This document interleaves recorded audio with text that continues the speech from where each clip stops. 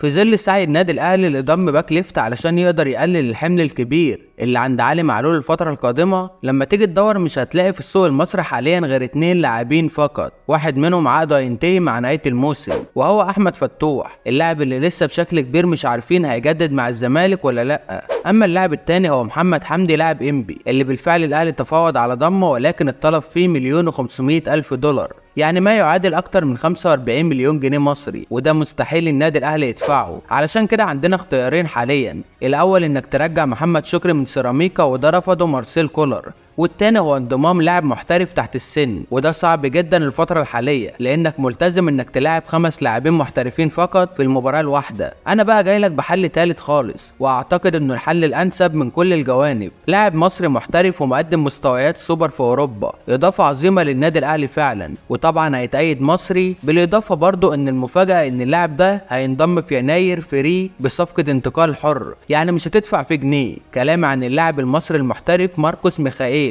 ماركوس محترف في الدوري السويدي وعقده هينتهي في ديسمبر القادم، مواليد 2 اغسطس سنة 2000، يعني عنده 23 سنة في الوقت الحالي، وطبعا مركزه باك ليفت وطوله 1.79 سم. لعب لاكتر من نادي في الدرجات المختلفة في الدوري السويدي، بدأ مع نادي ستوكهولم من قطاعات الناشئين وقدم مستوى جيد جدا لحد ما تصعد للفريق الاول، ثم بعدها بينتقل الى نادي اوسكار شامنز وده برضه نادي سويدي، وقدم معاه مستوى جيد وقدر يسجل اهداف مميزة وقدر يصنع اهداف، ولكن احصائياته الفترة دي مش موجودة حاليا علشان في موسم 21 بينتقل الى نادي هوجزبي السويدي، لعب معاهم 13 مباراة ما سجلش ولا صنع، ثم في الموسم اللي بعده بينتقل لنادي كي هانينج، لعب معاهم 15 مباراة وقدر يصنع هدفين وقدم مستوى جيد جدا وكان احد اهم العناصر في الفريق. اما في الموسم الحالي بيلعب مع نادي اسمه نوربي وده نادي سويدي بيلعب في دوري الدرجة الثالثة، لعب معاهم هذا الموسم 23 مباراة، قدر يسجل 3 اهداف وصنع هدف، ومقدم مستوى جيد اثناء الفترة الاخيرة ولاعب مميز ومؤثر جدا مع الفريق على مستوى الدوريات، وانه لعب في دوري الدرجة الثانية والثالثة، فانا بقول لك ده مش مقياس تماما لان اللاعب امكانياته عالية، وهثبت لك دلوقتي بالمميزات اللي عنده. طبعا انت شايف ان انتقالاته كتير ولكن هو لاعب مبشر جدا وامكانياته عالية فعلا،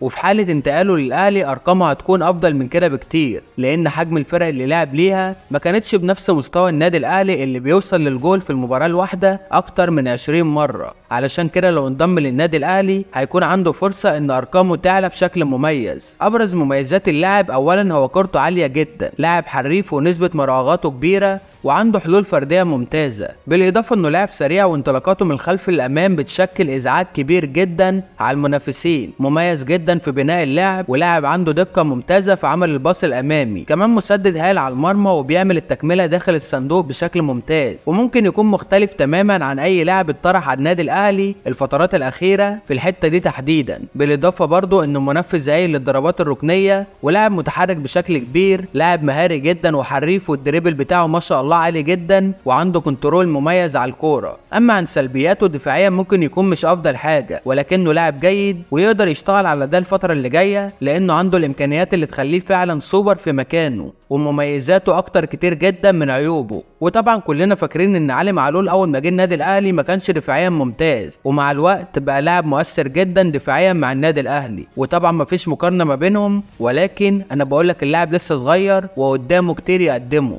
ولو سألتني بشكل شخصي انا شايف انه لاعب مبشر، لاعب يقدر يقدم اضافه للنادي الاهلي، مش هتدفع غير عقده فقط، لاعب هيجي فري وفي نفس الوقت هيتأيد مصري، مش محتاج تجيب لاعب محترف وتأيده مع علي معلول، بالاضافه ان اللاعب متأسس في اوروبا وده حاجه مختلفه تماما عن اي لاعب متواجد دلوقتي في الكره المصريه. اتمنى تقول لي رايك في اللاعب وتقول لي هل هو يقدر يقدم اضافه للنادي الاهلي ولا انت شايف ايه، ولو شايف انه يقدر يقدم اضافه للنادي الاهلي اتمنى تعمل لايك وشير للحلقه علشان توصل لاكبر عدد من الناس وتوصل لاداره التعاقدات في النادي الاهلي. واخيرا اتمنى قبل ما تقفل الحلقه يا ريت توحد الله لا اله الا الله وتصلي على سيدنا محمد عليه افضل الصلاه والسلام، واعمل لايك وسبسكرايب وفعل زر الجرس، واوعى تنسى تعمل لايك وفولو للصفحه الرسميه على فيسبوك اللي اسمها طوفان اهلاوي. نتقابل بخير يا حبايب، سلام.